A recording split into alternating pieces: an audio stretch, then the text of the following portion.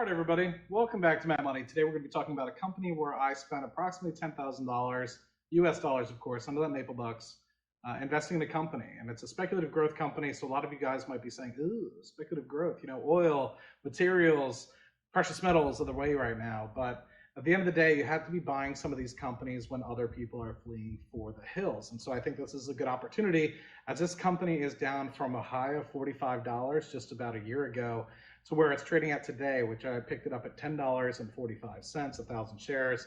And it brings my total up to 3,000 shares of this particular company. And I think my cost basis now is $14.35. The stock's currently trading about $10.50. Now, for those of you guys aren't familiar, it's one of the ones that I've been buying since they directly listed back in September 30th of 2020. So I've been holding on to this one for about a year and a half, and I've continued to add on continuous downtimes. And I've been trying to talk people out of buying it in the high 20s, high 30s, high 40s, because this is one of those companies where we're going to see lots of ups and downs over the next 10 years. And that's exactly what the investment is. It's an investment. It's not a trade.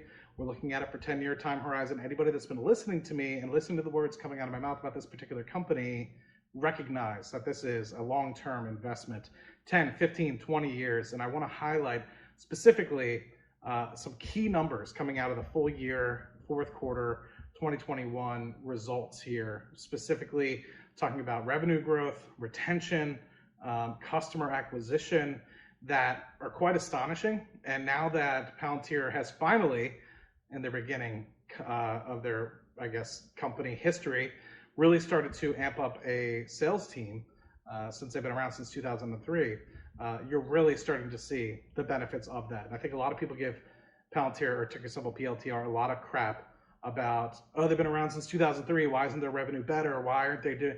They didn't care, right? They're one of those companies that it's like Apple, where they don't necessarily care about the revenues. They care about the product. They care about the software. They care about what's actually coming out of the company. And then they know when they have the right product, it's going to sell itself. And that's exactly what I think is prudent about Palantir. I think it's going to outblow the competition. They actually just signed another oil and gas company today, which I just found out about based off of one of their previous presentations that I was doing a look through. So I think it's pretty cool. But hopping into the actual video here, or sorry, the presentation here, full year 21 results, 41% revenue growth, 47 coming from government, 34 coming from commercial, 102% US commercial growth, which is something I want to highlight very much so in this presentation. Gross margin of 78%. I don't think Snowflake or any of those other companies are achieving that. And then for adjusted free cash flow, taking out stock-based compensation, you had about 424 million of adjusted free cash flow. Now I say removal of stock-based compensation because it's a non-tax item, or sorry, non-cash item. It's just basically diluting shareholders, which I think a lot of people give a lot of hate to for Palantir. But at the end of the day, you have to pay some of your employees, and they've already started to show year over year the decline in stock-based compensation. Lots of different things in this presentation, talking about new products, customers that they're kind of looking at, relating themselves to the AWS of the 2010 timeframe and what they're going to be able to do from 2020s to 2030s. And I agree with this. But what I want to highlight specifically, starting off, total customer count going from 139 in fiscal year 20 to 237, growing the total customers by 71% year over year. That's pretty impressive. Net dollar retention of $131. So let's just say you have $100 million of revenue.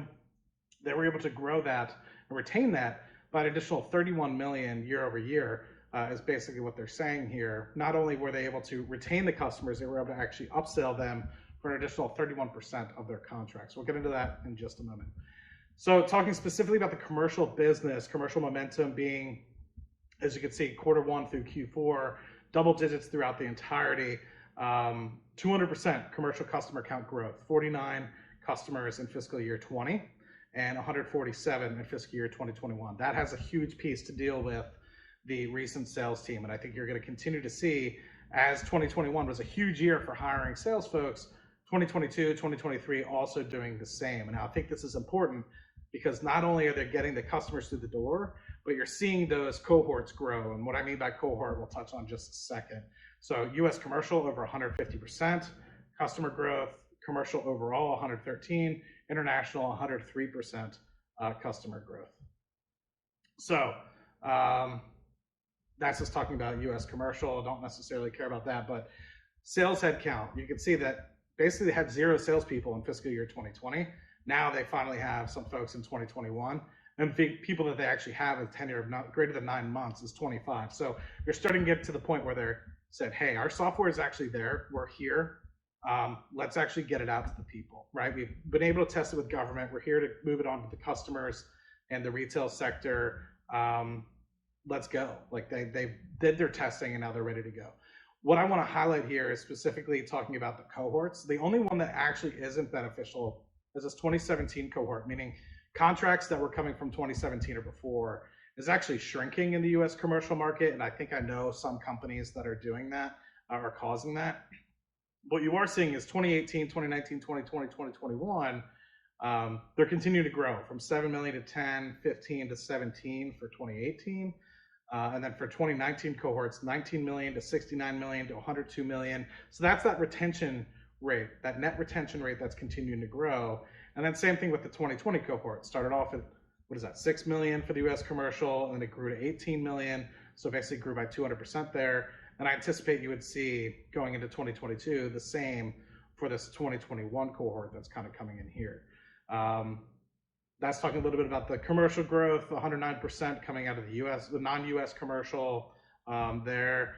And specifically talking about government momentum, 146% net dollar retention. So for every dollar that they had in say 2020, in 2021, they were able to make $1.46 out of their existing customers, which is absolutely massive. You can kind of see from fiscal year 20, the average trailing 12 month revenue went from 3.1 million to 4.2 in 2019 to 6.8 in 2020 to 10 million average per customer for the government sector there. So continuous growth year over year from that, even though if they're say kind of keeping steady in terms of the amount of customer counts, overall it's looking really good. And I love looking at this government cohort because this isn't as say detrimental in the 2017 and previous. It's actually building for the 2017 and previous, where you went from 224 to 283 to 316 to 337 million.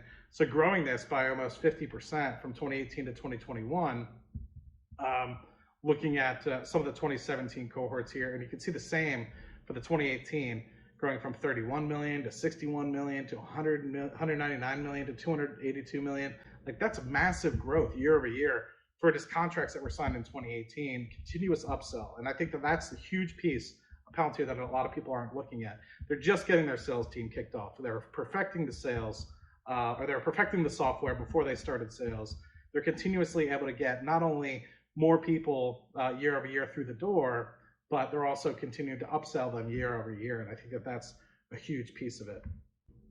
So there's a bunch of other things that I want to talk about within this presentation, like gross margins and what they actually walked away with in terms of free cash flow if you remove stock-based compensation. But I think this is one that if you are looking for a Amazon-like company with calculated risk of your portfolio size, say 3, 4, 5%, I love this. This is one that is going to continue to be in my portfolio. I've been continuously talking about it since late 2020. Been selling a lot of covered calls on this. In 2021 alone, I made $4,600 in covered calls. That was when I had anywhere between 1,000 to 1,500 shares, and then I think I got to 2,000 sometimes middle last year. So keep in mind, my size of my portfolio is a little bit bigger than yours. At this point, this is about $42,000 invested for me in terms of cost basis. I think I'm down about 11,000 total on that. So I think the value of it's worth around 33,000 or something like that, or 32,000, whatever. So I am down on the position for sure. But this is one of those ones that I would be fine now letting go. If it goes to zero, I lose $42,000. That's fine. But that's a calculated risk of a portfolio size of close to $900,000. So about 4 to 4.5% of my portfolio. So I'm not talking about going all in Palantir, right? And that's just a calculated risk for me. You have to make sure that it's right for you. If this is something you potentially might be looking at. And I would love to hear any of the questions that you guys have or comments that you guys have about Palantir. Whether you're coming here from Twitter, whether you're coming here from YouTube, whether you're coming here from another source externally, would love to hear your thoughts. I'm a huge fanboy. I use it day to day. I'm one of the oil and gas companies that uses it. I'm not going to disclose who, but if you want to reach out to me privately, I'm more than happy to talk to you about it. I use the software every day, and I love it. I connect it to Power BI plots, Spotfire plots, all that, and it helps out a good bit. Create some great reports with it. Do some time series analysis with it, and I couldn't be more satisfied with the data organization that it helped to provide our organization. As an entry-level engineer, and now kind of getting into a mid to senior level engineer over the past 5-6 years since I started using it. So anyway, 3,000 shares, cost basis is around 1436 overall. Happy to be a proud investor and stakeholder within Palantir success. And I'll see you guys in 10 years. I would love to hear the hate in the comments section down below, but I will love to see you guys in 10 years and see what this stock is up to. See you then. Cheers.